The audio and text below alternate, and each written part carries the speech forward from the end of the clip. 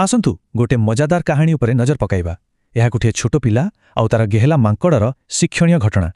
भावन्तु तो अधिक खेल देखाइबा पई पिलाटी मांकड़को जदि कोनोसी जादू रस पियाई दिए तेबे कौन हेबो।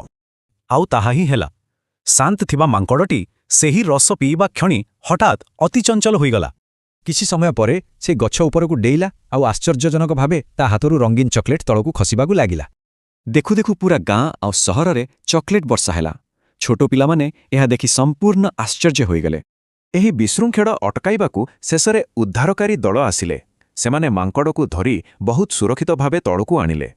डॉक्टरंको सठिक चिकित्सा जोगु से पूरा सुस्थ होईगला आउ पुणी थरे खुशीरे तार स्वाभाविक खेल आरंभ कला।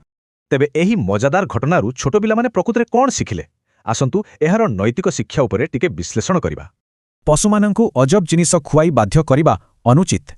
केवल सेतिकी नुहे, असुविधा बेले सर्वदा डाक्टरंकर साहाय्य नेबा दरकार। देखिले तो भल खेल आशारे निया जाइथिबा एक छोट भूल शेषरे चॉकलेट वर्षा भली एक अप्रत्याशित विशृंखला सृष्टि कला। तेणु प्राणीमानंकु बदलाइबाकू चेष्टा करिबा परिवर्ते सेमाने प्राकृतिक भावे जेमिति अछंती ताहा ग्रहण करिबा श्रेयस्कर नुहे कि?